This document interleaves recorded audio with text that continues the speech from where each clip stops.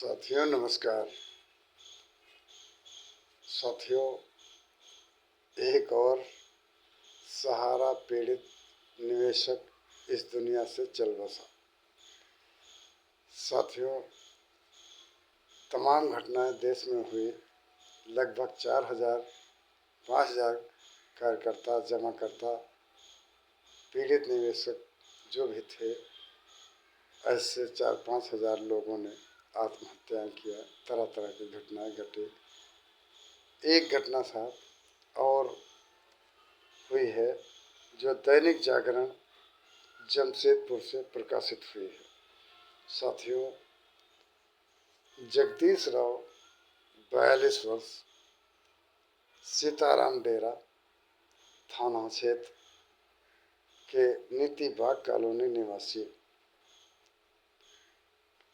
उन्होंने अपनी घरेलू समस्या, परिवार चलाने की समस्या, सहारा से पीड़ित होने के कारण उनका 10-12 लाख रुपए का भुगतान सहारा इंडिया के द्वारा नहीं किया गया और उन्होंने अपनी जीवन लीला समाप्त कर ली।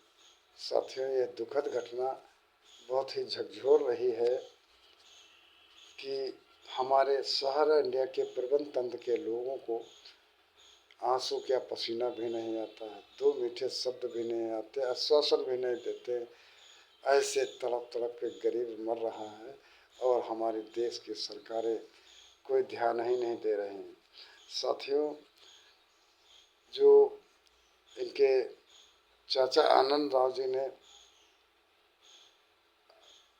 मीडिया को बताया था, जिसमें बताया गया कि बेटा निखिल राव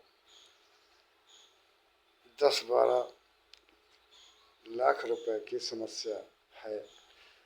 उनका बेटा स्कूल में पढ़ता था, जगदीश राव जी का, और स्कूल से निकाल दिया गया। तंगहाली व्यवस्था के कारण परिवार भी बहुत संकट में ग्रसित था। किसी तरह से अपना जीवन यापन करने का प्रयास करते थे। सहारा इंडिया के मैनेजमेंट प्रबंधकों के द्वारा लगातार झूठ बोला जा रहा था कि आप परेशान मत होइए और भुगतान किया जाएगा। चूँकि ऐसा समय आ गया, आदमी अपना मानसिक संतुलन खो बैठता है, उसकी समस्याएं हैं, परिवार तड़प रहा है। ऐसी स्थिति में सरकारों को भी संज्ञान लेना चाहिए और हमें तो लगता है कि सरकार को चाहिए कि सहारा इंडिया के प्रबंध तंत्र के डायरेक्टरों पर, प्रबंधकों पर न जाने कितने ऐसे अपराध बनते हैं कि जिन लोगों ने आत्महत्या किया है। इन प्रबंध तंत्रों पर हत्या के मुकदमे चलना चाहिए, इनको फांसी होना चाहिए, सजाएं मिलनी चाहिए। लेकिन साथियों, हमारा ही पैसा लूटा गया और पानी की तरह से बहाकर ये लोग मौज मस्ती करते रहते हैं, जो सारा प्रबंध तंत्र है। तो ऐसी स्थिति में साथियों, मुझे बहुत ही अपार कष्ट हो रहा है कि एक सहारा पीड़ित निवेशक और इस दुनिया से गया।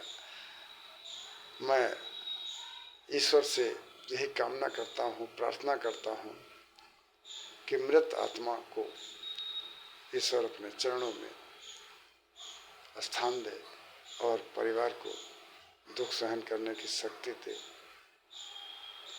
लेकिन साथियों, यह मेरी मांग अवश्य है कि सरकार ऐसी तरह की जो घटनाएं घट रही हैं, उनके सहारा के प्रबंधकों पे हत्याओं का मुकदमा दर्ज होना चाहिए और पीड़ितों का तत्काल भुगतान होना चाहिए। ना जाने कितने लोग इस दुनिया से जाते रहे, चले गए हैं, लेकिन सहारा इंडिया का प्रबंधक आज तक मैनेजमेंट के लोग किसी को कोई भुगतान नहीं किए हैं। साथियों, मेरा निवेदन है कि आप लोग एक दूसरे के साथ सुख दुख में सम्मिलित रहें और ऐसी घटना कोई न घटने पाए कि आत्महत्या करे। आप लोग हिम्मत रखें, सरकार एक न एक दिन और सुप्रीम कोर्ट एक न एक दिन न्याय अवश्य करेगा। हाँ साथियों, विलम्ब अवश्य है, न्याय मिलेगा, इस उम्मीद के साथ आप लोग रहें। और आत्महत्या करना एक अपराध है, ये कोई विकल्प नहीं है भुगतान का। आप लोग हिम्मत के साथ, धैर्य के साथ मेहनत मजदूरी करके अपने परिवार का, अपना भरण पोषण करते रहें और एक दूसरे को मदद करते रहें। किसी का मनोबल गिरने न पाए, किसी को इस तरह की कोई ऐसी समस्या ना आने पाए, और हम सब लोग मिलकर एक दूसरे की मदद करें और आशा और उम्मीद रखें कि हमें न्याय मिलेगा, एक एक दिन का ब्याज के साथ भुगतान मिलेगा।